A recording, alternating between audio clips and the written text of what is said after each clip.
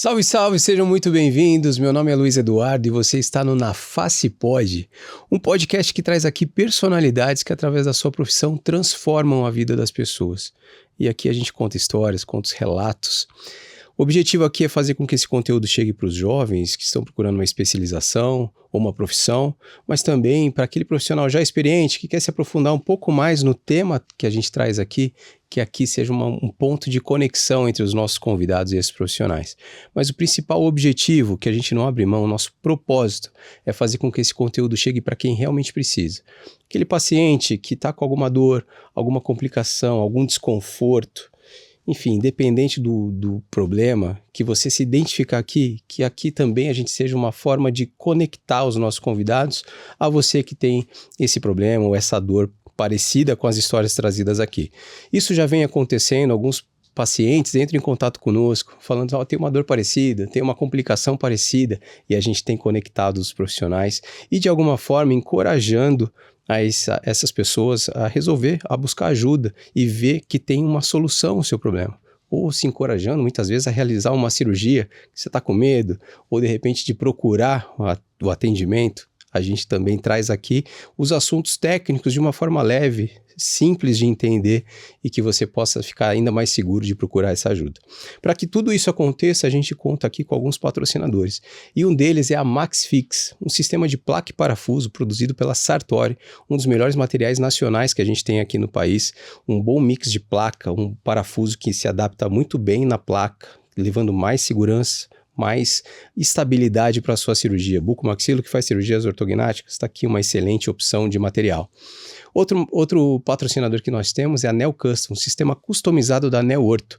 Neo Ortho, a gigante, que está aí agora juntando com a Medartis, um sistema de próteses customizadas, não só para face, para prótese de ATM, reconstrução de mandíbula, maxila, mas também na parte ortopédica, para ombro, quadril, joelho, várias opções e alternativas de qualidade e eu acho que talvez o melhor custo-benefício aqui no Brasil dessas próteses. Então você, distribuidor, que é uma alternativa para as próteses customizadas, Neo Custom é uma excelente opção. E outro patrocinador que nós temos é a ProDiet, uma empresa de nutrição clínica que traz aqui não só dietas e suplementos, mas traz segurança nutricional e um melhor cuidado para o teu paciente em diversas fases da vida. A gente fala aqui de tantas cirurgias, né, de pós-operatórios. Paciente que tem uma alta hospitalar vai precisar de um cuidado extremo no pós-operatório e precisa de alguma limitação nutricional, aí a ProDiet nada de braçada, com um portfólio vasto, amplo, com vários produtos que traz uma dieta balanceada com tudo que o teu paciente precisa no pós-operatório. Se você tem uma vida mais saudável, não fez cirurgia, a ProDiet também tem outros suplementos que vai melhorar a sua musculatura, o teu sono. Se fez um pós-operatório, fez uma cirurgia, precisa melhorar a cicatrização, a ProDiet também tem produtos para isso. Aponte a sua câmera do seu celular no QR Code que está aqui no canto da sua tela e tem acesso a todo o portfólio e as receitas com os produtos da ProDiet para deixar a dieta do teu paciente ainda mais saborosa. ProDiet, nosso novo patrocinador, sejam sempre muito bem-vindos. Bom, nós estamos no YouTube, no canal no Spotify e também na TV+, na TV aberta para todo o Rio Grande do Sul, todas as quintas-feiras a partir de meio-dia, tá?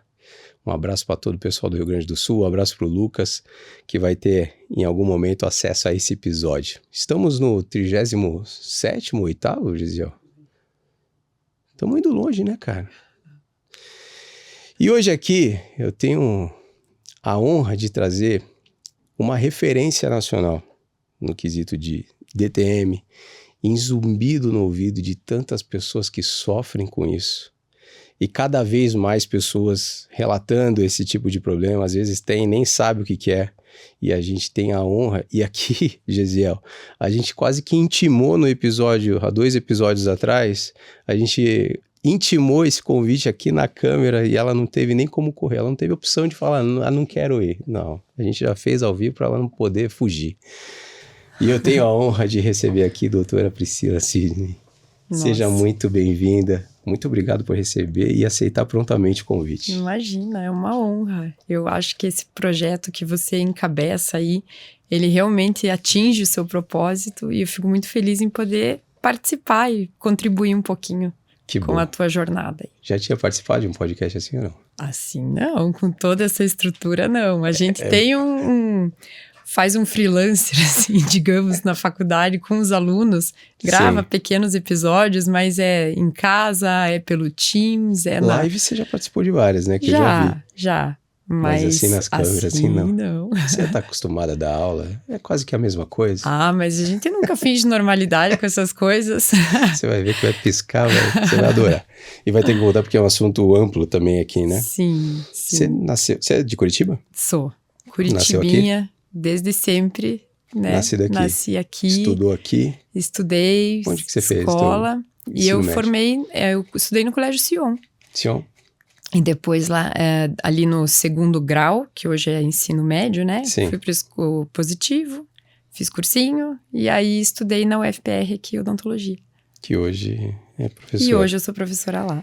E tem colegas que cresceram com você, que seguiram o mesmo caminho, desde a época do Sion? Da escola, não. Perdeu contato Da mesma profissão, não. Tenho amigas, até a minha amiga mais antiga da vida, que a gente é amiga desde os 3 anos de idade, ela mora em Portugal hoje. Mas sempre que possível a gente se vê, se fala sempre. Que legal. E é minha amiga lá de trás, né? E outras também. Mas de seguir a mesma profissão, nenhuma. Não. Quando você estava estudando, na tua infância, na tua adolescência, o que você queria ser? Você já sabia que você queria ser dentista ou não? Olha, não. Eu falava pra minha mãe assim, mãe, eu quero ser cientista, eu quero explodir coisas. Falava assim, eu acho que eu olhava em desenho animado aquilo de sair fumaça de tubo de ensaio, sabe? E aí, no fim, eu não sei, assim, em que momento da vida eu resolvi, puxa, vou ser dentista. Tinha alguém na família? Tem muita gente na família, dentista. E o meu avô e meu tio são dentistas, o irmão e o pai da minha mãe. Inclusive, eles que me abriram muitas portas, né, profissionalmente. E tenho, assim, depois a família do meu marido também é dentista, mas isso veio bem depois na vida. Tenho tias dentistas também. Família então, inteira. assim, tem muita gente. Eu tive muitas referências, assim. Mas quando eu fiz vestibular para odontologia, eu fiz vestibular para jornalismo. Eu sempre desse jeito, assim, eu gosto de muitas coisas. Nenhuma para física ou química? Não, nenhuma. Aí, puxa, né, dentro da odontologia eu acho que eu fui encontrando daí um caminho numa especialidade que me trouxesse um pouco esse diferente, essa coisa mais plural, né? Mas o ser cientista e explodir coisas não veio. Ser cientista talvez um pouquinho. De hoje eu trabalhar na universidade e poder ter os projetos, as pesquisas que a gente desenvolve na pós-graduação lá. Então ali isso preencheu, né? Mas... Sim.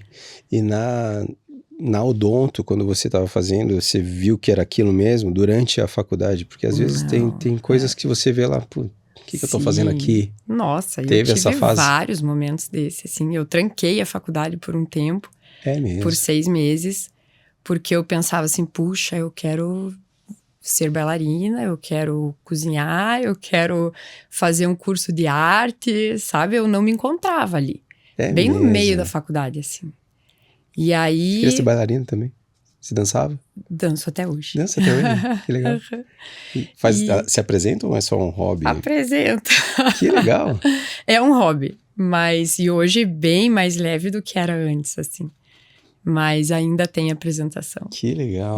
Com plateias... Não, plateias grandes não mais. A penúltima foi no Teatro Positivo, aqui em Curitiba, que é um teatro... Teatro grande. Mas hoje, o ano passado, eu danço no Clube Curitibano. Então, aí foi no Teatro Concórdia, que é um teatro do clube, menorzinho. Até melhor, né? Porque acho que já passou o tempo de muitas plateias. Dá um frio na barriga? Dá. Sempre. Sempre. Uhum. Mas você ensaia? Como que... Porque você não tem tempo pra nada, né? A gente arruma tempo para as coisas que a gente gosta. Precisa, né? Pra ter um equilíbrio. Sim. Eu acho isso bem importante, assim. E eu priorizo isso, sabe? Que legal. E aí ensaia. Quando chega perto da apresentação, ensaia. É meio puxado, assim. Porque aí é sexta-noite, sábado, a família fica meio assim, mas... Sim. Depois vão assistir e fica tudo bem. Que legal.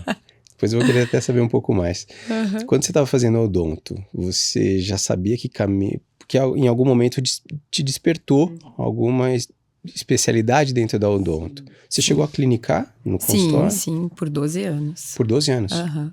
E como que você foi construindo esse caminho para chegar a ser uma referência e esse caminho que está crescendo tanto, né? Sim. Que são as disfunções temporomandibular. Que momento que você escolheu esse caminho? Tá. A parte da referência é por tua conta, né? Mas é verdade. Vamos lá. Então, como eu disse, assim, no meio ali da faculdade, eu fiquei meio perdidona, assim. Eu falei, e agora? Eu não gosto de nada do que tá aqui em volta. E naquela época não existia ainda oficialmente a especialidade DTM dor orofacial.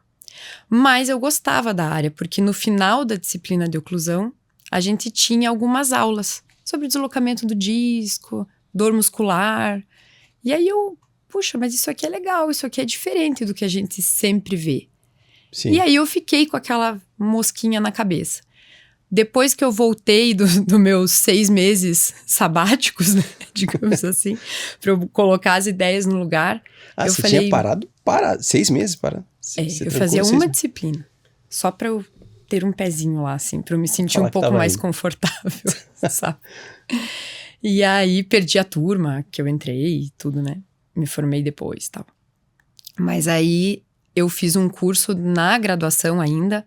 Eu não me lembro se era uma atualização, era um complemento lá, com o professor Paulo Cunali, que acho que o Daniel até já comentou dele aqui, sim. A gente tem ele, né, como uma referência, foi nosso professor de graduação e depois. Mas aí ali eu fiz aquele curso, eu falei, puxa, é isso. Aí eu me formei, eu tinha 21 anos, me lembro que no dia da minha festa de formatura, esse meu tio, Alaor Brenner, né, ele me deu um cartão, assim, pra eu poder trabalhar no consultório, com o meu nome. Eu falei, nossa, cheguei. Beleza, né, cheguei, isso aí. E ali eu fazia um pouquinho de clínica, mas eu já puxava uma sardinha pro lado da disfunção temporomandibular. Então foi aos pouquinhos ali atendendo já esses pacientes. Mas, como eu disse, ainda a especialidade era muito nova. E eu tinha uma demanda dentro da clínica deles de atender pacientes de prótese. E aí eu fui fazer especialização de prótese. Mas eu pensei, puxa, mas eu já queria levar para o lado da disfunção temporomandibular. A especialidade surgindo e tudo. Aí eu falei, vou para Bauru. Porque eu tinha assistido uma aula no Ciopar, aqui em Curitiba, do professor Paulo Conte. Aí eu olhei aquilo e falei, é lá que eu vou. Gostei desse cara. Aí eu descobri que ele tinha um curso de especialização de prótese e depois a pós-graduação que poderia ser dentro da DTM, da dor orofacial. Eu falei, é pra lá que eu vou. E fui. Aí eu fui fazer a especialização de prótese lá. Foi sozinha? Em Bauru, mas eu ficava indo e vindo. Eu trabalhava aqui 3 semanas do mês e uma de especialização. Cansativo também. Ah, mas só piorou depois essa parte. Porque aí eu fiz o 1 ano e meio da especialização e depois eu gostei lá da faculdade, falei, vou fazer mestrado. Aí o bichinho me mordeu, né? Eu olhei aquilo tudo, toda aquela produção de ciência, aquilo de pesquisa. Aí acho que eu me lembrei da parte que eu queria ser cientista mesmo. Esse meu tio, meu avô, meu pai, sempre professores. E eu pensava, puxa, acho que é aí que eu vou me achar, né? E fui fazer o mestrado lá. Também em Bauru? Também em Bauru. Mas no mestrado eu fui morar lá. E aí eu me lembro que foi o primeiro mês que eu tinha minha agenda cheia. Foi o mês que eu coloquei minhas coisinhas dentro da mala e fui morar em Bauru. Agenda cheia no consultório aqui. E aí, pra tomar essa decisão? Porque tinha que trabalhar, né? Tinha que trabalhar. Aí conversei com meus pais, eles disseram, não, vamos lá, é isso que você quer, a gente vai te apoiar. Eles te ajudaram? Sim. E aí, depois de alguns meses, eu consegui uma bolsa de estudos lá. E aí ficou melhor, mas sempre 100% apoio dos meus pais, assim, tudo certo, né? E aí foram os 2 anos do mestrado e só, assim, daí eu realmente ali, eu acho que fazendo pós-graduação, especialização e principalmente depois do mestrado, eu falei, não, é isso aqui que eu gosto e é aqui que eu vou ficar, né? Dentro da especialidade de DTM. E aí, quando eu fui fazer o doutorado, eu falei, puxa, eu preciso voltar a trabalhar, né? Fiquei 2 anos sem trabalhar, eu preciso voltar. E aí, eu ficava indo e vindo de Bauru. Às vezes, 2 vezes na semana, assim. Eu dormia 4 noites seguidas no ônibus. Meu Deus, que E vinha, ia pra Bauru domingo à noite. E Bauru dá o quê? Umas 6 horas de viagem? Dava 8 de 8? ônibus. Então, dormia no ônibus, daí tinha disciplina, paciente lá, segunda-feira. Daí dormia no ônibus de novo, segunda. Atendia no consultório aqui terça. A tua recuperação era no ônibus? No ônibus. Eu deixava meu travesseiro no ônibus. Os motoristas todos me conheciam, não Chamava pediam nem pelo nome. documento. E aí, dormia, trabalhava aqui terça, dormia no ônibus. Voltava para Bauru terça, ficava quarta. Dormia no ônibus de novo. Que pesado. E fiquei nessa, assim, 1 ano e meio, assim, fazendo isso. Depois Mas começou era um a peso se passar. pra você nessa época, assim? Não. Você já tava... Não, eu curtia. Curtia? Eu era acostumada. Dormia no ônibus, pronto. Quando acordava, achava ruim ainda que tinha que acordar, sabe? Mas já chegou. Não, mas foi uma época boa, assim. Eu curti. E você foi... falou que começou a olhar pra DTM nessa época, né? Esses pacientes estavam por aí, mas não se falava tanto nesse assunto. Não Eles tinha uma estavam. abordagem? Como que era o tratamento nessa época? Ah, Porque os casos estavam rodando sim, aí, né? Sim, essas pessoas sempre existiram, com certeza. Hoje, acho que tem mais, mas também nós conhecemos mais. A gente identifica melhor esses pacientes. Eles têm mais diagnóstico. E tem certo. mais opção de tratamento. Então, antes, principalmente para, sei lá, distúrbios intra-articulares, assim, a gente fazia muito pouca coisa pelos pacientes. E hoje a gente tem coisas bem tecnológicas, né? Procedimentos minimamente invasivos e que têm bons resultados com técnicas boas também, né? Claro que precisa de um treinamento, mas Sim. existe isso. Mas o básico da disfunção temporomandibular, que é um tratamento mais conservador, ele estava lá. E ele é o que funciona muitas vezes. É o que a gente vê maior nível de evidência científica para a grande maioria dos pacientes, para a grande maioria dos diagnósticos. Então, nesse sentido, eu acho que não mudou tanto. Mudou muito mais o nosso olhar de quem é esse paciente, em que momento que você vai abordar ele, que momento que você vai intervir. E a gente traz esses pacientes mais para perto, assim, né? Consegue oferecer mais coisas. Sim, mas querendo ou não, a especialidade cresceu. Sim. Visto as tuas turmas de... Sim. O Daniel estava aqui contando que tem turmas fechando Aham. e fila de espera, Sim. né? Cresceu, né? Claro, porque eu acho que as pessoas começaram a ver essa necessidade dentro do consultório e começaram a entender que existem coisas para serem feitas por esses pacientes. Porque muita gente, infelizmente até hoje ainda fala assim, puxa, o paciente que tem disfunção temporomandibular, é maluco, é aqueles doidinhos, sabe? É mesmo. Porque as pessoas têm dificuldade de lidar com esses pacientes. E realmente, assim, você lidar com um paciente que tem uma dor crônica, ele Sim. acaba, por vezes, sendo um paciente repetitivo, ele insiste que ele tem um sintoma e tudo. E para quem, às vezes, não tem não digo a facilidade, né? Mas quem não identifica aquilo realmente como uma doença, acaba que acha que não é nada, que é coisa da cabeça do paciente, sabe? Então, esses pacientes, eles ficavam muito largados, eu acho. Ele acaba embarcando, né? Às vezes, tu até se questiona, né? Puxa, mas então será que eu sou doido mesmo? Dá pena, assim. E até hoje a gente escuta um pouco isso, assim, das pessoas que não trabalham na área, falam assim, nossa, mas vocês são malucos, como é que vocês tratam aquelas pessoas, aqueles pacientes? Eu falo, não, mas peraí, são pessoas e elas têm uma condição dolorosa, extremamente incapacitante, às vezes funcionalmente também incapacitante, pessoas que não abrem a boca, né? Sim. Não é só a dor subjetiva, assim, existem coisas físicas também nesses Sim. pacientes.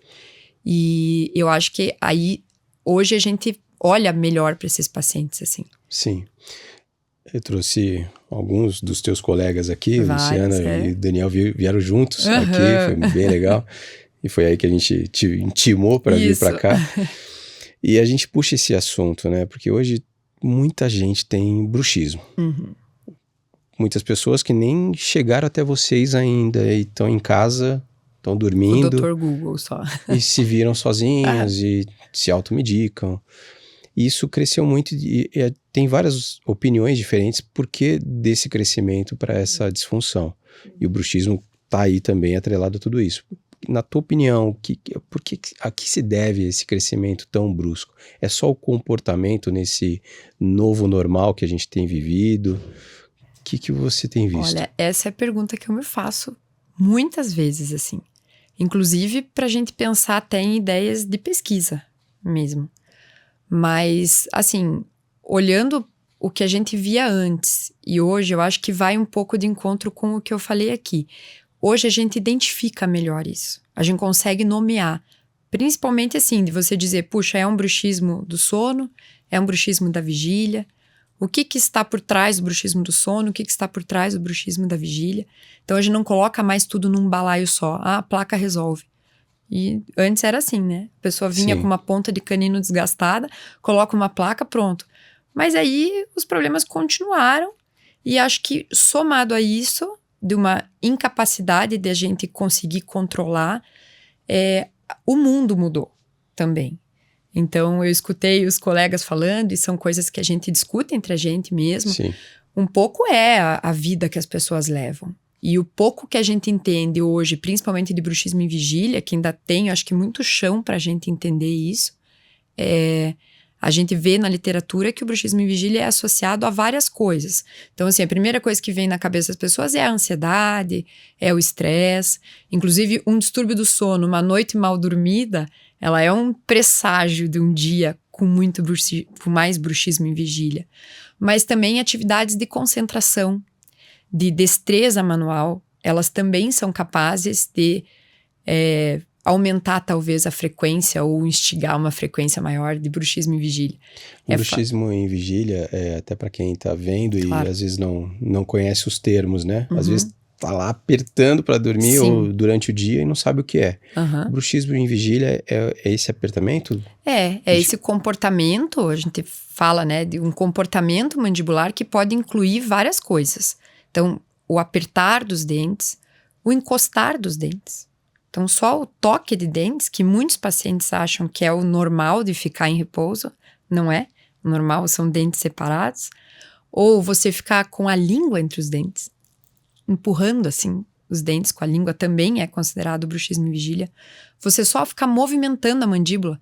Tem pessoas que você olha, às vezes parece que a pessoa tá mascando chiclete. Sim. Mas ela não tá. Ela não tem nada na boca. Ela só fica, parece ruminando assim, sabe? O músculo aqui já fica pulsando ali o tempo todo.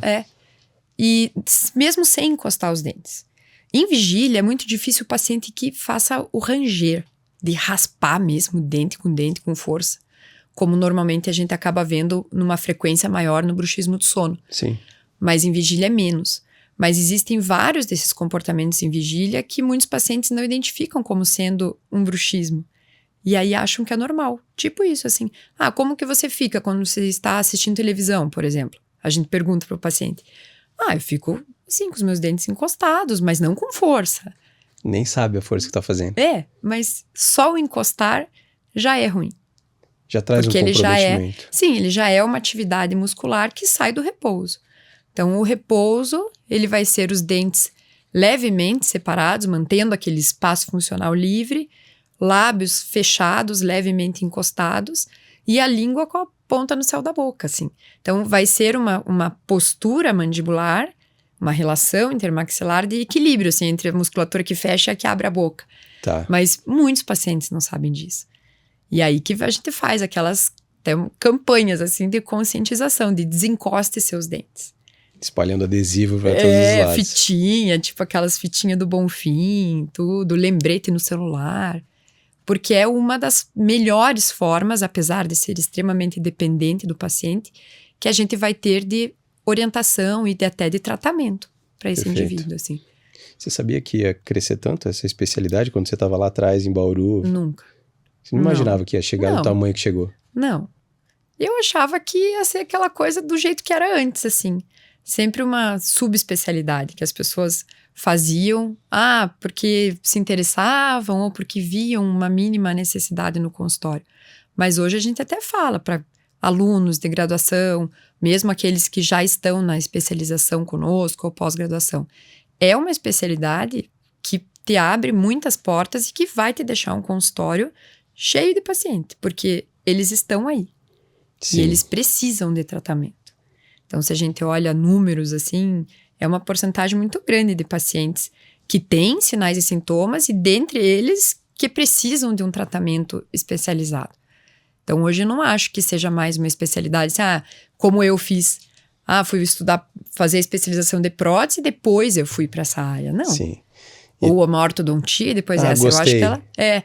Eu acho que ela pode e deve ser a primeira especialidade de uma pessoa que tem afinidade com a área, sabe? Porque na época que você foi assim, gostei desse tema, eu vou me aprofundar. Hoje é uma oportunidade de mercado para quem tá saindo, né? Claro. E como foi para você? Porque você também não teve a tua recepção lotada de um dia para noite. Não. Como foi nessa volta aí de Bauru para cá, para abrir teu consultório? Foi um pouco melhor, eu acho que porque eu já tinha também um pouco mais de experiência e tinha onde trabalhar. Então, isso eu acho que facilitou muito a minha vida, assim. Então, eu antes de ir para Bauru, eu trabalhava 100% do tempo ali no consultório, na clínica, com o meu avô e com o meu tio. E depois que eu voltei a trabalhar, eu comecei a trabalhar alguns dias também no consultório junto com meu marido e com meu sogro, que também são dentistas. Então, acaba que eles mesmos me encaminhavam pacientes aí, não só de DTM e dor orofacial, também fazia parte de prótese, muito mais até do que de DTM, logo que eu voltei. E aí depois foi ficando meio a meio, assim, até que eu levasse a minha carreira inteira para docência, assim. Mas até ali era uma coisa que era meio, e eu gostava também de fazer a parte de reabilitação e tudo. Mas eu acho que foi lento também, depois até a agenda encher de novo, a gente sempre fala assim que tem que ter paciência. Para ser dentista, a gente tem que ter paciência. Mas tem lugar, para quem é bom tem lugar. Eu sempre acreditei nisso, assim. E a gente vê isso também. Então, quem vai atrás, quem corre, quem se interessa mesmo em estudar, em entregar o seu melhor e não só ficar contando para os outros que é bom, em realmente fazendo as coisas direitinho. A colheita vem. Vem. E aí, não contente com a DTM apenas, você foi também procurando um outro caminho que poucas pessoas foram. E por isso que eu falo que você é referência nesse assunto, porque e tratando do zumbido no ouvido, que também talvez não se falava nisso ou não associava-se a ATM, esses zumbidos. Quando que você viu também esse caminho como não só como promissor, ou também uma oportunidade para você começar a olhar para onde ninguém estava olhando? Na verdade, isso caiu no meu colo, assim. Eu digo que mesmo? não foi uma escolha num primeiro momento. Quando eu fui fazer o mestrado, lá em Bauru, o professor Conte falou assim para mim e para a Aline, que era a minha dupla ali de pós-graduação. Eu queria estudar dor experimental, eu queria estudar testes sensoriais, queria fazer outras coisas, assim. E aí ele falou assim, não, a gente vai estudar zumbido. Aí eu, meu Deus. Eu pensei, puxa vida, zumbido, professor. Aí ele, eu quero entender mais esse negócio aí e a gente vai estudar zumbido. E aí a minha dissertação, junto com a Aline, foi sobre zumbido e desde então aquilo lá nunca mais saiu da minha vida, porque eu me apaixonei, na verdade. Eu saí da minha zona de conforto, mais uma vez, eu acho que o dentista que se interessa por DTM, ele já sai do normal ali, da odontologia, de muitos procedimentos, parte muito técnica, assim. Como diz o Daniel, ele fala assim, DTM é um esporte de pensar, e eu acredito muito nisso mesmo. E aí, depois, com essa história do zumbido, eu falei, nossa, que mundo aqui para estudar e que coisa diferente de existir conexões, assim, entre a via auditiva mesmo e a via trigeminal e tudo.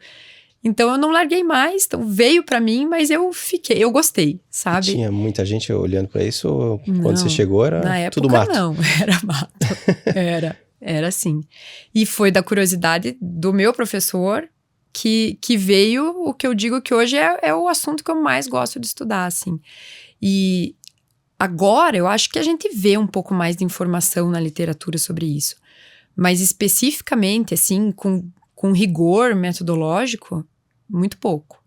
Então, ainda tem muita coisa pra gente entender, porque é uma área muito complexa, assim, no meu ver. Eu sempre tenho a sensação que quanto mais eu estudo, menos eu sei sobre isso, assim. E que relação que tem, agora falando, porque a ATM, para quem não conhece, é uma articulação.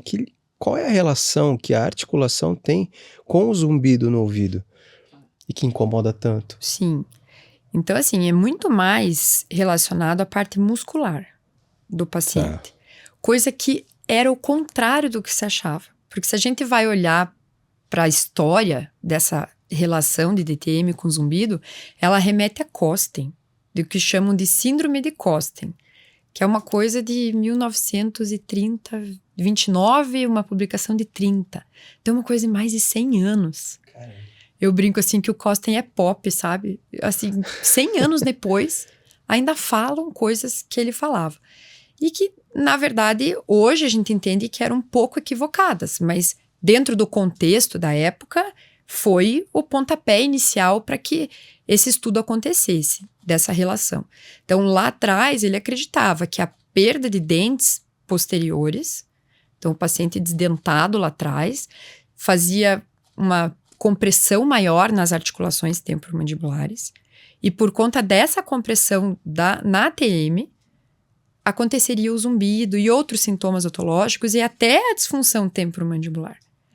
Mas aí foi evoluindo, assim. Então, a gente, né, tem um histórico, assim, de toda essa evolução, até chegar no que a gente vê hoje como uma explicação que foi colocada pela primeira vez em 1999 por um médico otorrino. E ele falou assim, não é só isso. A gente tem uma relação anatômica de inervação, assim, da inervação que vem da periferia da parte trigeminal, aí, seja da articulação ou de músculo, e também das estruturas do ouvido. E que elas chegam no mesmo lugar, ou num lugar muito próximo, lá dentro no sistema nervoso central. Então, a maior explicação é essa. E no paciente, o que a gente vê? Que os pacientes com dor muscular, de algumas características específicas, eles têm mais chance de desenvolver zumbido, e a gente encontra mais zumbido nesses pacientes com DTM muscular. Menos em pacientes com DTM articular.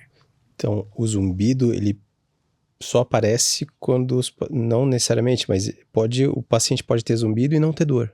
Pode. Porque, assim, zumbido é um sintoma. Tá. Ele não é uma doença, assim, por si só. Então, ele é um sintoma. E ele pode ser sintoma de, centenas de coisas, assim, diferentes. E em todos os indivíduos, todos é forte, mas eu acho que eu arrisco a falar todos aqui. Ele nunca vai ser por uma coisa só. Ele sempre vai ser um combinado de coisas. E esse combinado de coisas, ele pode ser o mais diverso. Então, o que é o mais comum de a gente ver de pacientes que têm zumbido em geral? O paciente tem perda de audição, ele tem um envelhecimento natural das células do ouvido, então é um paciente com mais idade, e ele toma alguma medicação ototóxica, por exemplo. Esse é comum. Dentro do nosso universo, daquele paciente que o dentista pode ajudar, vai ser um paciente que pode ou não ter uma perda de audição, que ele vai ter dor temporomandibular, que ele vai ter algum tipo de hábito parafuncional, de bruxismo, de vigília, de sono, vai ter distúrbio do sono. Sei que você já trouxe gente aqui para falar de sono, então entra aí também. São pacientes que têm perfil psicossocial comprometido. E aí esse paciente, ele é sempre um combo. Então nunca vai ser assim zumbido de uma coisa só, sabe? Nem o nosso zumbido, nem o zumbido que o dentista pode ajudar, e nem o zumbido por outras causas. É sempre essa combinação e ela pode variar de indivíduo para indivíduo, assim. Então, e não adianta tratar uma causa só. Não. Que ele não vai resolver. Não. Quando fala da dor, à medida que a dor aumenta, o zumbido aumenta, ela pode aumentar junto com a dor? Sim. Esse é uma dica clínica, eu posso dizer até, bem importante, assim. Então, não basta o paciente ter dor temporomandibular. Associado, né, no mesmo indivíduo, assim, ter dor temporomandibular e queixa de zumbido. Pra gente saber se essas coisas, esses sintomas, que dor também é um, estão conversando, a gente tem que fazer algumas perguntas pro paciente, e essa é uma delas. Quando você tem dor, a tua dor aumenta de volume, assim, aumenta de intensidade, o zumbido acompanha também? Sim ou não? Se sim, bom, talvez você esteja frente a um paciente potencial para você tratar, né? Agora, e quando sua dor melhora, seu zumbido melhora também? Sim, também. Legal. quando você começou com o zumbido, você já tinha dor? As coisas começaram meio que na mesma época? Também. Eu me lembro assim que eu tive uma dor muito intensa e depois de alguns dias o zumbido começou. Esse é um relato bem frequente dos pacientes. E não vai ser verdadeiro, assim, ou não vai ser um paciente bom para o dentista, aquele que, não, o zumbido eu já tenho faz 20 anos. E a minha DTM começou faz 6 meses. Dificilmente isso está no mesmo indivíduo, mas dificilmente Você são já recebeu coisas... o paciente assim? Há muitos. A maioria é assim. Então, muita gente me pergunta assim, poxa, Priscila, mas você trata o paciente de zumbido, você não se frustra, né? Como é que você consegue? É muito difícil. E eu falo, não, é que eu escolho os pacientes que eu vou tratar. Mas não porque eu gosto ou não do paciente, mas porque tem pacientes que são tratáveis pelo dentista e outros não. Então, a gente tem que aprender a identificar. E a maioria dos pacientes que têm zumbido, eles não têm questões odontológicas associadas. É uma porcentagem pequena. Então, assim, a grande maioria dos pacientes tem causas otológicas, psicossociais, de sono e que nada tem a ver com disfunção temporomandibular. Então, a gente tem muito pouco tempo para fazer por essas pessoas. A gente como dentista, não que os outros colegas não tenham coisas para fazer. Então, a gente tem que saber identificar, selecionar esses pacientes e categorizar eles para tratar. Se você pudesse falar de um percentual aí de pacientes que têm esse zumbido no ouvido, quanto que o otorrino geralmente que vai cuidar e o quanto realmente está associado à DTM? Eu vou falar para você do que a gente tem, por exemplo, dos nossos pacientes ali, dos atendimentos do ambulatório dentro da universidade. Eu falo, não sei se é porque eu tô lá, mas muita gente vai lá com zumbido. Então, 60% dos pacientes que buscam atendimento lá tem queixa de zumbido, que busca atendimento para DTM. Alto esse número, né? Sim, então mesmo aqueles que têm DTM, desses 60%, só 10% fica comigo. Fica porque eles têm um zumbido associado ao quadro de disfunção temporomandibular. Você identificou ali na conversa com o paciente. De acordo com critérios de diagnóstico que existem, né? E se a gente vai olhar assim na população em geral, então a gente vê assim, puxa, 15% da população do mundo tem zumbido. É muito. Meu Deus, pensar, né? sim. Em sintoma, é muita coisa. Não tem algum estudo que fale para nós assim, quantos desses são somatosensoriais. Mas eu penso assim, que esse termo, né, desculpa, o somatosensorial, só abrindo um parênteses aqui, é o nome, é esse subtipo de zumbido que o dentista é capaz de ajudar. Desses 15% que existem no mundo, se a gente for pegar esses 10 aí, quanto que fica para nós, né? Mas ainda assim, é bastante. É muito. Puxa, vamos ficar com 1% da população aí. Sim. Quando desses pacientes, ele tem algum momento que isso vai desencadear? Você falou que tem pacientes, tudo bem, aquele que já tinha um zumbido e vai, sei lá, as dores começaram a aparecer mais tarde. Mas o zumbido tem alguma faixa etária que ele vai aparecer com mais frequência? Ou é mais pro 50 a mais? Ou ainda com essa relação de DTM? Sim. O nosso paciente, o perfil maior é de mulheres mais jovens. O que entra, curiosamente ou não, dentro da maior prevalência de disfunção temporomandibular também. Então, vão ser aquelas mulheres entre idade fértil, entre 25 e 45 anos. Então, se a gente olha... E é justamente a maior faixa etária de onde a DTM acontece. E aí, não que você não vá ver pacientes com idade menor ou maior do que isso com um zumbido que o dentista vai poder ajudar. Mas é mais comum nessa faixa etária e mais comum em mulheres.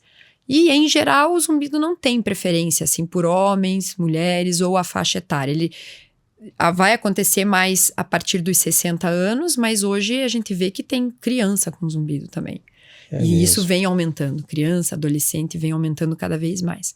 Mas pro nosso zumbido aí, que eu digo somatosensorial, ele vai transitar aí nessa faixa etária de 25 e 45 anos. Você falou que é a musculatura que faz com que esse zumbido aconteça. Com a articulação, com o movimento da articulação, ela vai comprometendo a musculatura e aí é um sinal. Não, é a presença da dor mesmo. É a dor que traz isso. A dor articular também pode vir a modular esse zumbido também. Tá. Mas é muito mais associado com a presença do estímulo sensorial doloroso do que com mecânica em si. Do que seja uma contração muscular maior ou um disco deslocado. Pode acontecer o zumbido somatosensorial, que o dentista vai poder ajudar. Em pacientes até sem dor, pode também. Mas aí sim ele é um zumbido associado a um padrão de contração muscular maior.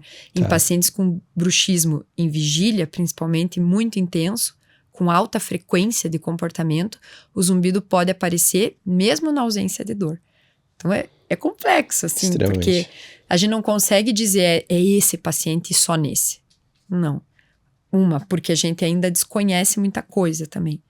Mas se eu pudesse resumir, assim, vai ser mais prevalente em pessoas com dor muscular, mas também pode acontecer nos pacientes com artralgias, propriamente dita, mas muito mais associado com a presença de dor do que mecânicas em si, sabe? E como que é esse zumbido? É um apito constante? É um zumbido mesmo? Depende. Como que é? Cada paciente fala de um jeito. Olha, a gente escuta cada coisa, assim. Deve ter histórias absurdas. Né? Sim, tem umas que é até engraçado, né? Porque eu rio junto com o paciente, porque eu falo, meu Deus. Mas... Por exemplo? Tipo, ontem... Uma paciente, assim, ainda comentei com o Daniel. Falei, nossa, eu vou ter que gravar essa paciente falando. Ela assim, eu escuto o meu implante. O implante de dente. Aí ela assim, eu escuto ele aqui, ó. Eu escuto o meu zumbi. Então. Aí eu falei, não é possível, mas ele toca uma música pra senhora, como é que é, sabe? Porque eu levo assim, porque eu acho tão engraçado. Coitada, ela estava sofrendo, ela buscou tratamento, mas eu procuro sempre descontrair um pouco pro paciente. Mas então essas coisas. Mas tem gente que fala assim, é o barulho, o grilo, o apito, é o mais normal, uma cigarra. Tem pacientes que são músicos e às vezes eles falam assim, o meu zumbido é em ré maior. Aí eu, ré maior? Eu não sei nem o que é. Pra mim é dó, ré, mi, fá, sabe? Adoro música, mas eu entendo zero. Você sabe dançar. Da parte a técnica. Música pra dança você resolve. Então, assim, o meu é em mi sustenido. Gente, o que é isso? O meu zumbido, eles têm alguns que falam na frequência, assim, como se fosse do barulhinho de uma audiometria, assim. É em tantos hertz, o meu zumbido. Então tem de tudo, mas... O tipo do zumbido não vai alterar se ele tem as complicações que você já identificou, que é uma causada pela DTM, não vai mudar. Parece ser mais associado, assim, com a gente chama de qualidade do zumbido, que é esse jeitão dele, assim, com o tipo apito. Tá. É mais comum, assim, pi... Em ré maior. Então, deve ser. E aí, mas não que não possa acontecer das outras formas. Mesmo nas nossas pesquisas, assim, às vezes dá associação com o tipo apito, às vezes dá com nada, às vezes é muito variado. E tem pacientes que escutam zumbidos múltiplos. Então, às vezes é um apito, às vezes é uma cigarra, às vezes é um bater de asa de borboleta, às vezes é panela de pressão, é uma vibração, às vezes é um implante que o paciente escuta. Escutando o implante. É tudo. E não tem uma... Bom, porque o zumbido tem algumas patologias, algumas doenças que a otorrino vai tratar. Sim. E tem esse zumbido característico da DTM, esses que você comentou? Ou ele pode ser o mesmo? O tipo apito é mais comum. Tá. Então, se eu fosse falar um número aí, eu diria que, assim, 70% dos pacientes, entre 60% e 70%, eles têm esse zumbido tipo apito. Mas é comum ter vários tipos ao mesmo tempo. Tá. Mas é mais comum, assim, se eu fosse falar assim, puxa, escolha um aí, o apito é o mais frequente. Acho que é o mais frequente. Uhum. E o paciente, ele vai e volta, é constante, o paciente às vezes, né, pode até se acostumar com aquele apito e às vezes esquece, sumiu, e nem sumiu, tá lá. Ou ele vai e volta, ele pode voltar, como que funciona, como que se comporta? Então assim, normalmente tem vários tipos, né?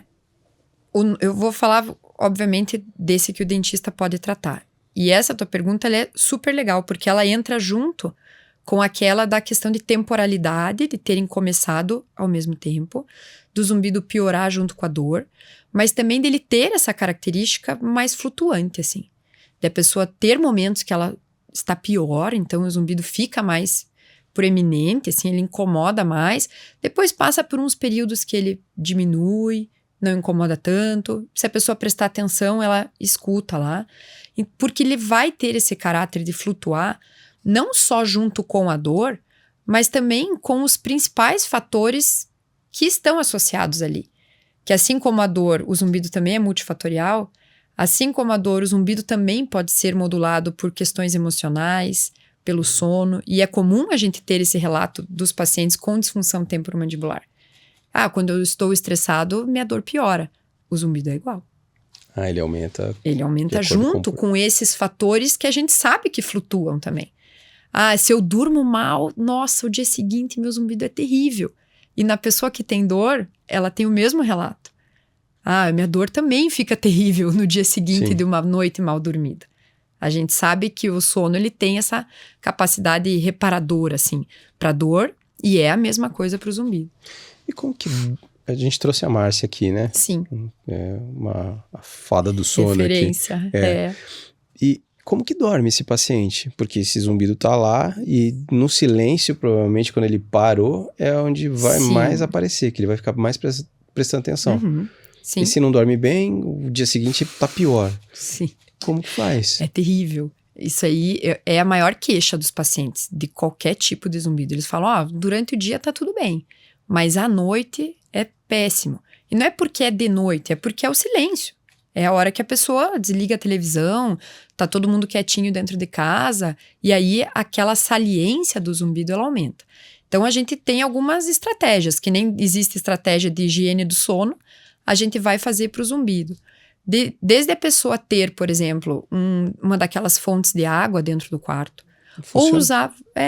não é para sumir completamente o barulho do zumbido, porque tem que ser um ruído baixo, que ela vai colocar como se fosse para distrair o cérebro dela, sabe?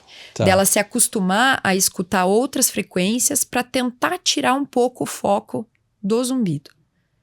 E aí dá uma enganadinha no cérebro, assim.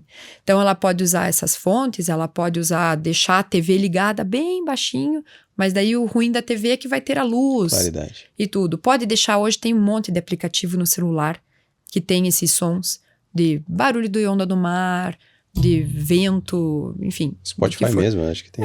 Tem. São ruídos brancos, que chama. Então, a pessoa pode deixar, às vezes deixa com timer, para não ficar aquilo a noite inteira, às vezes incomoda parceira que tá junto no quarto, né? Então, deixa aquele celular ali, põe um timer, 10, 15 minutos, depois aquilo desliga. Então, para a pessoa procurar não ficar 100% no silêncio nessas horas, quando o zumbido incomoda mais. É uma das coisas que a gente pode fazer. Fato é que ela não dorme bem. Não dorme bem. E, inclusive, tem um trabalho que ele questiona, assim, será que o zumbido continua quando a pessoa dorme? É interessante, assim. Será que o barulho ainda está lá, que o cérebro fica ouvindo? Sim. E ninguém sabe isso ainda. Mas a verdade é que parece que o zumbido, por ele ser uma característica de hiperexcitabilidade mesmo, neuronal, das vias neurais, ele impede outras partes de dormirem também. Então, essa pessoa, ela vai ter não só um zumbido pior, mas ela também pode atrapalhar outras coisas na vida dela, assim. É que nem a mesma coisa da dor. Assim, será que a dor também tá lá quando a pessoa tá dormindo ou não? Está, provavelmente. Está. E o zumbido, eu penso nele assim como um alarme que fica ligado ali, uma sirene que fica disparada. E não deixa a pessoa aprofundar no sono, não deixa ela ter uma arquitetura de sono normal. E aí, realmente, para o paciente que tem um distúrbio do sono, ou mesmo um zumbido, ele precisa do acompanhamento de um profissional da saúde dessa área junto. O dentista dificilmente vai conseguir tratar essa pessoa sozinho. Porque é muito comum o paciente, principalmente com zumbidos mais difíceis, mais intratáveis, mais persistentes, ter um distúrbio do sono bem importante por trás. Porque tem essa via de mão dupla. Assim, o zumbido atrapalha o sono atrapalha o zumbido, e aí é terrível. E vocês falam muito da atividade física, né? Sim. Da necessidade da atividade física na vida dessas pessoas, né? Uhum. Que pode ajudar, e ajuda, né? Sim. Só que o paciente tá lá com dor, não dormiu bem. Acorda destruído, como se não tivesse dormido. Como ainda ter energia e corpo para fazer as atividades físicas no dia seguinte. Claro, é difícil, mas eu acho que esse é o papel de um profissional da saúde, assim, de a gente educar o nosso paciente. A partir do momento que a gente explica para ele por que é importante ele fazer aquilo, mas não só falar assim, olha, é importante para você se sentir melhor. Às vezes você explicar com palavras que ele entenda, mas com a base biológica para aquilo. Porque ele vai pensar, puxa, não é só, ele não tá falando da boca para fora. Isso vai fazer diferença para mim mesmo. E aí, esse é uma capacidade mesmo de empoderar a pessoa, assim. Sim. E ela acaba enfrentando melhor os sintomas, porque ela entende melhor o que ela tem e o que ela pode fazer e que vai depender dela. Eu acho que o grande desafio aí é a gente fazer o paciente ser participativo no tratamento. Aderir. Isso já é difícil para o paciente que só tem disfunção temporomandibular e a gente depende disso. E para o paciente com zumbido, mais ainda, porque ele tem mais um sintoma, além da dor. Ele tem outro sintoma e que gera medo nele também, né? Então, desde que ele conhece um pouco melhor, eu acho que ele já diminui um pouco a importância que ele dá para o sintoma e aí ele consegue, aos poucos, com uma rotina ali bem orientada, ele retomar algumas coisas ou iniciar algumas coisas boas, como um exercício físico, uma higiene do sono, uma alimentação melhor, que vão ajudar em várias coisas da vida dele. Bom, não sei se você fala isso para os seus alunos e orientam dessa forma, né? Mas tem muita gente que está começando, que está te vendo. Porque esse pode ser um ponto, como quando você depende muito da adesão do paciente, o profissional acaba até se frustrando algumas vezes por não conseguir ter sucesso no tratamento. E às vezes fica se questionando se isso foi uma culpa do profissional, até o próprio paciente. Eu fui lá e não resolveu o meu problema. Sim. O que você poderia falar para essas pessoas que estão começando, para esses profissionais que vão se deparar com situações como essa? Nossa, sim. Você faz muita pergunta boa, né? Eu acho que... Que legal. Isso eu penso assim, eu sempre falo para aluno de graduação, de especialização, falo assim, a primeira coisa é acredita no teu paciente. Porque se a gente não acredita na queixa dele, se a gente acha que ele é maluco, que ele está inventando, a gente não vai ser capaz de tratar essa pessoa. Você pode ser o melhor técnico do planeta, executar procedimentos maravilhosos. Mas se você não escutar o seu paciente, você vai deixar de colher informações importantes que ele mesmo vai te dar a respeito do que ele pode precisar de tratamento. Então, isso daí relacionado ao estilo de vida do paciente, é importante de a gente colher essas informações dele para poder abordar depois. E o profissional da saúde hoje, eu vejo que muitos não escutam o paciente. Eles, mesmo. O paciente tem zumbido, é zumbido, né? Ou tem dor, lá vem aquele com dor, tal. Mas vamos trazer para o mundo das pessoas boas, do bem e que gostam dessa área, que estão dispostas a isso. Então, escutar o paciente, acho que é um primeiro passo. A outra, a gente ter no nosso HD aqui um pouquinho de conhecimento para poder acalmar essa pessoa e falar assim, olha, zumbido dificilmente é uma coisa ruim. Ele é sintoma de várias coisas, mas dificilmente ele é primeiro sintoma de coisa ruim. Então você não vai morrer por causa disso, né? Eu acho que isso também é uma coisa boa de a gente já falar em primeiro lugar. E o profissional saber disso. E ele saber que ele não vai tratar essa pessoa sozinho. Então, para ele também não se frustrar, porque vai depender da ajuda do paciente e vai depender da ajuda de outros profissionais. Então, sozinho, nessa empreitada, ninguém vai ficar. Eu diria que é impossível a gente tratar um paciente, só o dentista tratar. E o paciente chega para você com um monte de informação, porque zumbido, dores de cabeça, que seja, foi no Google, já viu coisas terríveis ali, né? Sim. E ele já chega com essas informações. E já foi em várias pessoas. Então, isso que eu falo, a primeira coisa de escutar alguém, porque o que eu mais escuto daqueles pacientes que vêm com uma pasta, assim, cheia de exame, já foram um monte de gente. E eu falo, explico o que é, explico o que precisa fazer. Falo, inclusive, olha, acho que você tem que fazer aí uma higiene do sono. Coisa que é super difícil para o paciente mudar a rotina dele. Sim. Mas a pessoa fala assim, nossa, eu vou tentar. E isso já é bem bom, né? Se ela fala que ela vai tentar. E eu vou tentar porque nunca ninguém me explicou desse jeito. Nunca ninguém escutou o que eu falei e me disse alguma coisa que fizesse sentido. com base em explicações que para a pessoa fizesse sentido. Sim. Então, assim, além da gente escutar, a gente nos colocar, né, informações no nosso conhecimento mesmo, no nosso HD, para poder transmitir e educar o paciente. Porque depois que ele é educado nessa área, ele é capaz de apertar uma tecla shift, assim, no teclado dele. Ele vai acessar outras funções nele mesmo. E isso eu acho que é muito legal, assim. Então, a gente capacitar o paciente para ele cuidar da saúde dele. E dentro da DTM, dentro do zumbido, isso é uma das principais coisas, porque não vai ter muito procedimento para a gente fazer nesses indivíduos. Entendi. É mudança de estilo de vida. Tem procedimento? Tem. A gente faz agulhamento, faz bloqueio anestésico, faz placa, faz coisas, mas voltados para o tratamento da DTM. É muito mais pegar na mão e educar mesmo, né? Uhum. Até fazer uma pergunta aqui, se você não quiser responder, fica à vontade. A vantagem de ser gravado é essa. Porque você falou que o paciente roda em muitos profissionais. Uhum. E quando talvez agora que essa informação vai se propagando cada vez mais, o paciente vai se direcionando um pouco melhor. Uhum. Mas muitas vezes sentiu qualquer coisa no ouvido, vai no otorrino. Sim. Como que esse paciente... Porque assim, foi no otorrino. O otorrino tem encaminhado esse paciente para vocês? Lógico, você tem os otorrinos que encaminham, né? Uhum. Mas tem aqueles que vão tentando de tudo, tentativa e erro, e vê, não conseguiu, e aí talvez manda procurar por vocês.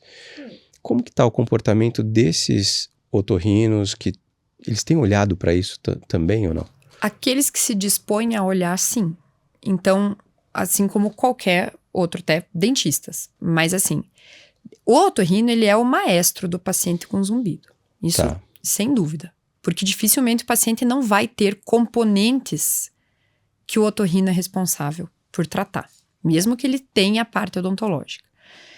E aí, o que acontece? Tem paciente que fala assim, mas eu já fui em 10 otorrinos. Eles me disseram que eu não tenho nada. Mas você vê grandes perdas de audição, por exemplo, que não estão sendo controladas, que não estão sendo acompanhadas. E eu falo, puxa, então vá no 11º, mas agora você vai no certo. Então, assim, claro, não existem profissionais bons e existem profissionais não tão bons em todas as áreas. Mas é importante a gente colocar aqui que existe eu acho que é uma subespecialidade dentro do otorrino, que é a otoneurologia. E esses profissionais, eles são um pouco mais capacitados a atender o paciente com queixa de zumbido. Porque às vezes o otorrino, o paciente vai, e ele vai no otorrino que trata a garganta. Sim. Sabe? Não é o dia a dia dele, né? Não é o dia a dia dele. E aí ele tem aquela formação lá da faculdade dele, ele nunca mais estudou sobre aquilo, ele escutou falar lá daquela síndrome de Costen, e ele às vezes até manda pro dentista, mas nem é pro dentista, sabe?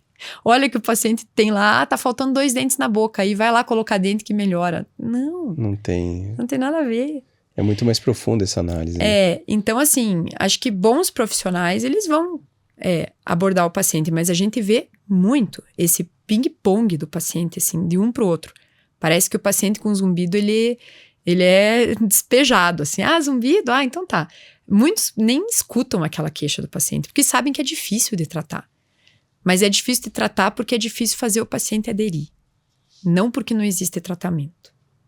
Perfeito. E aí, pode não existir cura para todo mundo, assim, uma remissão total. Mas aquilo que você falou de o paciente ele conseguir levar o zumbido para um nível de incômodo muito baixo e que aquilo nem seja mais perceptível para ele, esse é o nosso grande objetivo. Porque quando a gente vê por trás, puxa, pode ser que ele tenha ali fatores que vão predispor ele a manter um zumbido. Um distúrbio do sono, às vezes de difícil controle, uma questão genética que não tem como a gente mudar. Então vai ver, ele fica com um pouquinho, mas aquilo passa batido para ele depois. Já é suficiente para melhorar a qualidade de vida dele, com né? certeza. E até falando para esse mesmo paciente que rodou, foi no otorrino, não conseguiu resolver, e vai aumentando a pilha de exames que ele vai levar para você. E quanto mais a gente falar nesse assunto, mais o paciente vai estar orientado a encurtar alguns caminhos, né? Para encurtar esse caminho, o que você poderia falar para esse paciente que está com um zumbido ali, já para não precisar ir em vários médicos ou vários profissionais e para que ele possa, de repente, procurar diretamente vocês? Ou não é esse caminho? Ele tem que primeiro procurar o otorrino? Se ele já foi em vários, também assim, acho que algum bom ele foi, né? Alguém deve ter feito ali algum exame, descartou coisas importantes e que são mais alarmantes. Que já é um benefício. Que já é um benefício, exato. Então fez lá um exame de imagem, alguma coisa, dependendo do julgamento do otorrino, e que a gente não tem o conhecimento para isso. Mas que essa pessoa vá num profissional que realmente seja preparado, esteja preparado e a fim de tratar aquela condição. E não só vai no otorrino, eu fui naquele porque eu já conheço ele faz tempo. Não. Tem que ir em alguém que entenda daquilo ali. E o paciente pode procurar primeiro por vocês? Numa situação como essa? Pode procurar o dentista, sim. E mesmo que ele nunca tenha ido no otorrino, mas é difícil esse caminho acontecer dessa forma. Às vezes, quando a gente pega o paciente que nunca foi no otorrino, é o paciente que recente começou com um quadro de disfunção temporomandibular importante e o zumbido veio depois.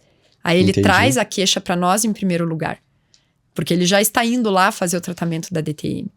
Mas no meu dia a dia, assim, dentro do nosso ambulatório lá, a maior prevalência ali é de gente que já rodou muito, que já foi em muitos profissionais, médicos, dentistas, e falaram que não tinha nada para fazer. E aí, dentro de critérios, assim, a gente... Não, você pode ser tratado aqui. Você não pode. E agora? Eu sempre fico pensando, o que eu vou falar para essa pessoa? Sim. Você volta de onde você veio? Não. Aí a gente indica pessoas capacitadas e colegas que têm a formação e que têm o conhecimento para fazer aquele atendimento ali. Para não ser só mais um para aquele paciente. Você falou da educação, da importância da educação no paciente, né? Mas quais são as alternativas de abordagens que você geralmente oferece, assim, para esses pacientes? Específico para zumbido? Para assim? zumbido. Pois é. Como o zumbido ele é sintoma, a gente não tem nenhum remédio, nenhum tratamento, nenhuma técnica, nenhum procedimento que fale assim, isso é para zumbido. Não existe nenhum remédio que fale na bula, indicado para zumbido. Porque zumbido ele pode ser esse combinado de coisas que geram o sintoma. Mas assim, a gente volta os nossos procedimentos pro quadro de disfunção temporomandibular que o paciente tem. Então assim, ele vai ter lá o diagnóstico de uma dor miofacial com referência, que é um subtipo de disfunção temporomandibular. É uma das dores musculares, a mais comum, que vai ser aquela dor que o paciente sente dor no local, mas também sente dor num local à distância. Ele não sabe nem apontar onde dói. Às vezes não. Ele fala, dói tudo aqui. Daí quando você aperta, por exemplo, o masseter, você faz a palpação do masseter, essa dor espalha para o olho, ela espalha para a cabeça, ela espalha para o ouvido e também ela gera o zumbido, ela modula esse zumbido. Então a gente precisa tratar essa musculatura. Normalmente com medicação, com remoção de sobrecarga, que aí é uma orientação, mas aí se tem bruxismo do sono associado, com dispositivos interoclusais, com agulhamento dessa musculatura seco ou úmido, com estratégias até de biofeedback para educar esse paciente a reduzir o bruxismo em vigília. Então, assim, vai sempre depender do diagnóstico que o paciente tem. Porque um tratamento específico, assim, é zumbido, então eu tenho um protocolo para tratar. Eu não tenho esse protocolo para tratar. Você tem que tratar o que está causando isso. O que está em volta. Porque essa eu acho que é uma confusão muito grande que as pessoas fazem, assim. Mas não tem, uma pílula mágica, uma bala de prata, assim, E não tem. para todo mundo? Não tem. A gente também, mais um tema um tanto quanto polêmico, né? Que tem muitos profissionais que hoje a gente está vivendo isso, muitas vezes não tem o conhecimento profundo disso e vê algumas oportunidades de encontrar tratamentos. Em algum momento, essas complicações vão ser cirúrgicas? E aí eu estendo um pouco mais isso. Você tem visto muitos profissionais tendo abordagens cirúrgicas para essas reclamações dos pacientes? Primeira resposta, não. E para a segunda pergunta é sim, né? Então, não vai ser... o zumbido não complica para nada cirúrgico. Não tem indicação cirúrgica. Chegou Não. com dor, zumbido, vai querer fazer cirurgia, tá errada a abordagem. Ele pode ter uma indicação cirúrgica para um processo intraarticular Outras coisas. que ele tenha. Pode ter zumbido associado? Pode. Ah, mas eu fiz, por exemplo, um reposicionamento do disco do meu paciente que tinha dor e tinha zumbido e o paciente melhorou. Sei lá se estava indicado aquele reposicionamento do disco, aquela cirurgia, enfim, o procedimento. E pode ser que o paciente melhore do zumbido também, mas é porque ele melhorou da dor. Não é porque ele melhorou com o procedimento. Então, eu não posso indicar aquele procedimento para outros pacientes. Perfeito. A gente sempre tem que lembrar que o zumbido ele é atrelado à dor. Eu sempre brinco, assim, é como se o paciente ele escutasse a dor. Em vez dele sentir dor, ele escuta. Porque existe essa conexão entre os sistemas auditivo e trigeminal.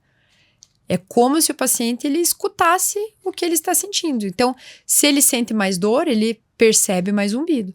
Se ele sente menos dor, ele percebe menos.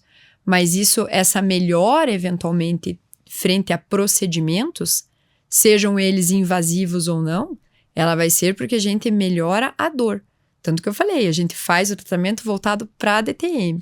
E aí isso pode envolver procedimentos mais conservadores ou mais invasivos, assim. Mas não que os procedimentos não são em si indicados para zumbido. E você tem visto muito. A gente escuta histórias, assim, dos pacientes. Puxa, mas eu até já operei minha articulação temporomandibular. Por um tempo eu melhorei, mas depois parece que voltou tudo ao normal. Né? E nem sempre tira dor. E às vezes pode tirar dor. E o zumbido pode persistir.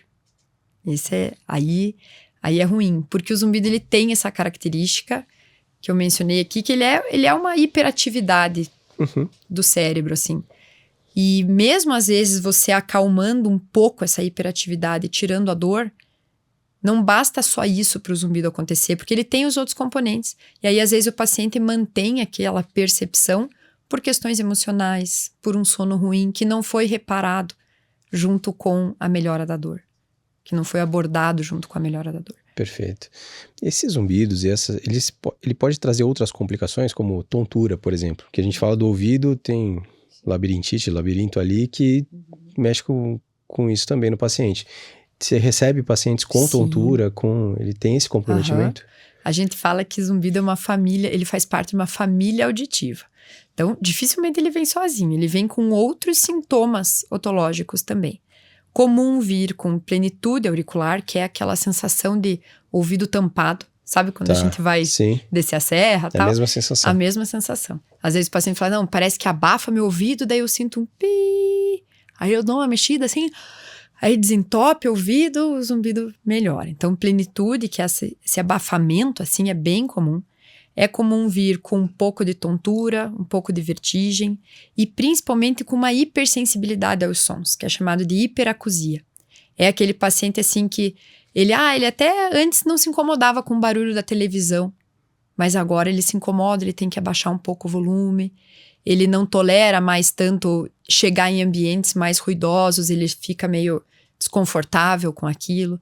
Então, assim, sons um pouquinho mais altos já são incômodos para o paciente.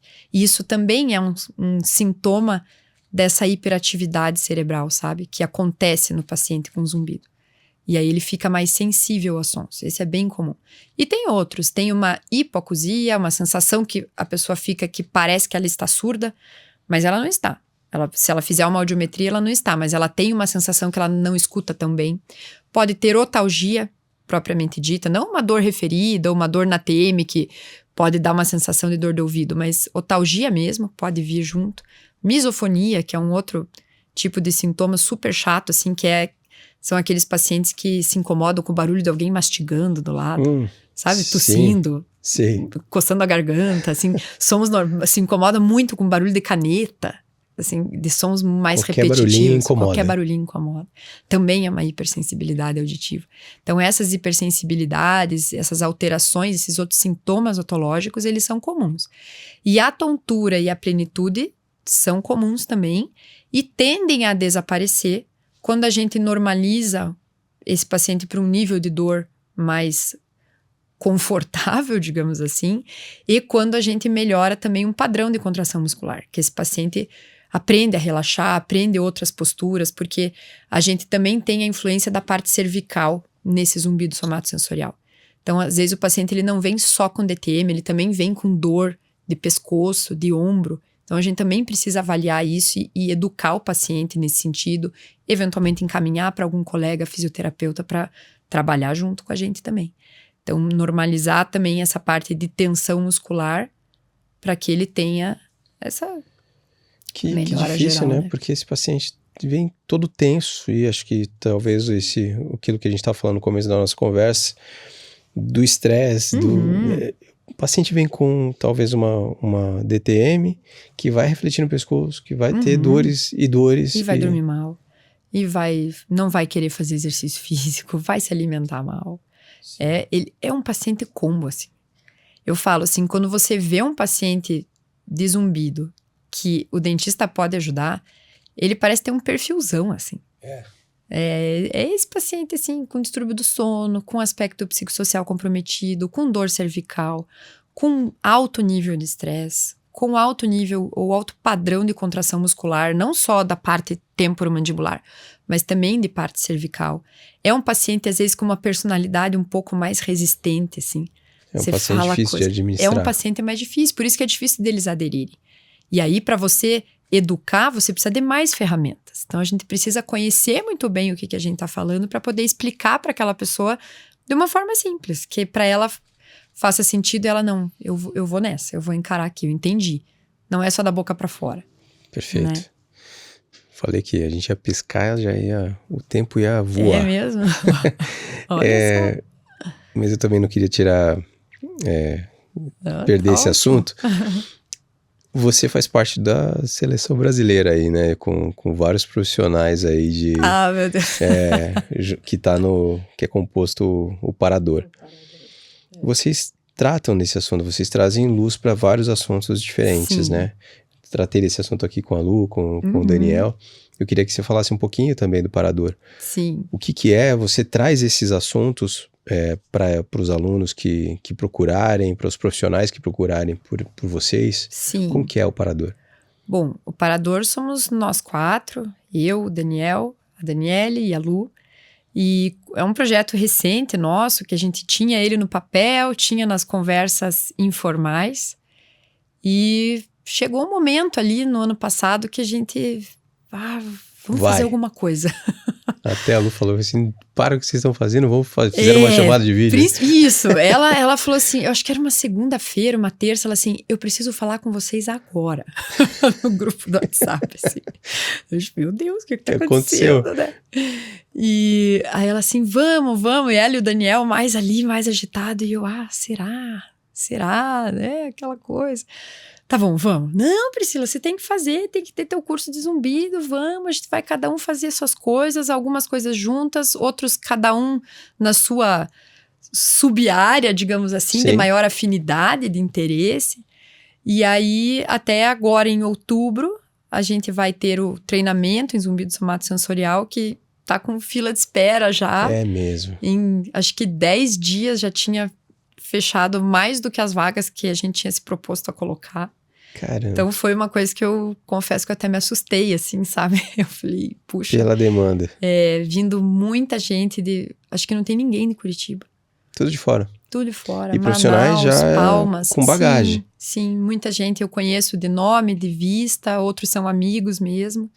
E que estão dispostos aí a estudar um pouco mais sobre isso, fiquei super feliz e também, né, na responsabilidade, assim, porque são professores, muitos. Sim. Mas eu acho que vai ser divertido e poder, assim, realmente passar essa informação para pessoas que estão precisando dela para poderem ajudar os pacientes. Eu tenho certeza que 100% das pessoas que estarão aqui com a gente são pessoas que escutam diariamente. Tenho zumbido.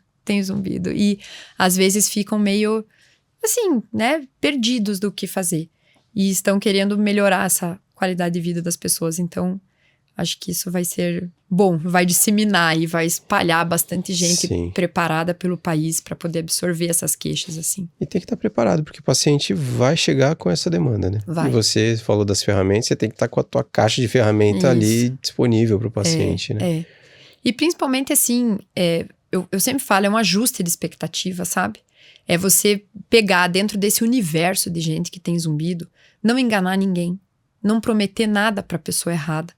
E sim você ser certeiro naquele paciente que tem o problema que a gente, como dentista, sabe tratar. Perfeito. E esse é o mais difícil. É mais difícil do que executar coisas nele. Então, a gente precisa conhecimento para escolher esse paciente. Esse é o principal. E ele sai desse encontro que ele tem com o parador, com vocês, nesse conteúdo que ele vai ter, ele sai com bagagem suficiente para poder atender os pacientes dele, orientar o paciente, ou ele precisa fazer mais um complemento? Não, a ideia ele sai pronto. A ideia é essa. Até porque, pelo que eu vi, são pessoas que já são muito bem preparadas, mas não que isso influencie, porque eu não sabia disso no momento em que eu estruturei o curso. Então, a ideia sempre foi passar a maior parte do conteúdo, ou se não tudo que pelo menos eu já estudei sobre isso e já li, porque, na verdade, inventar, a gente não inventa nada. Então, pega a literatura e disponibilizar isso de uma forma ordenada e clara, didática, para que essa pessoa depois tenha o que eu falo, que é a informação no HD dela. Então, transferir, né? A gente vai transferir ali uma informação para ela poder pegar esses pacientes e abordá-los da melhor forma e realmente falar, não, eu vou poder te ajudar nisso. Acho que esse que é o negócio. Não, pode ser que você melhore ou não. Para não ter essa dúvida, porque isso no consultório é muito ruim. Você falar para o paciente, eu vou te tratar, mas eu não sei se você vai ficar bom. Tem que ter a segurança e a autoridade para falar a respeito. Olha, você tem grandes chances de melhorar aqui. Se você fizer isso, nós vamos conseguir. Você vai ter mais qualidade de vida. E essa é a ideia. Por isso que o nome é até um treinamento, assim.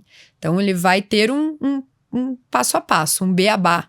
Eu falo que é de A a zumbido. Então, a gente vai começar do começo, entendendo até como a gente escuta os sons. Porque se a gente não entende isso, você não entende como que o zumbido vai precisar ser tratado. Que legal. Então, a ideia é essa. E foi um sucesso. Pelo menos de inscrições. Eu estou numa expectativa grande, assim, sair de novo da minha zona de conforto aí. Vai ser a primeira turma? Vai ser. Que legal. Então, e a gente tá preparando tudo com a ajuda da Ana, que é o nosso braço direito, esquerdo, a perna direita e esquerda também, que organiza todos os cursos do parador. Preparando tudo para que realmente essas pessoas saiam, assim, encontrando o que elas vieram buscar. Acho que essa é a ideia. E essa turma já está fechada. Então, quem está vendo isso daqui agora, quando que é? Outubro. Comecinho de outubro, 9 e 10 de outubro. Então, provavelmente vai sair antes desse episódio, o pessoal vai ver, vai se interessar. Esqueça, não adianta nem ficar na fila ali na frente. Não dá. Não vai entrar. Não. Já tem uma turma prevista? A gente quer fazer uma pro ano que vem, porque ficou com lista de espera esse daí. Só que ainda não tem data. Então, mas até o fim do ano a gente pretende fechar toda a agenda do parador, justamente para poder divulgar e mais gente interessada poder participar, assim. E para quem tiver interessado, ele entra no Instagram, manda uma mensagem, através do Instagram é melhor? Pelo link na bio do Instagram tem direto um contato de WhatsApp, que é a Ana lá que responde para nós e nos auxilia com esse intermédio aí com os colegas, os dentistas que querem aprender. Perfeito. Que aula. Que delícia de conversa. Foi muito legal. E sem palavras para te agradecer.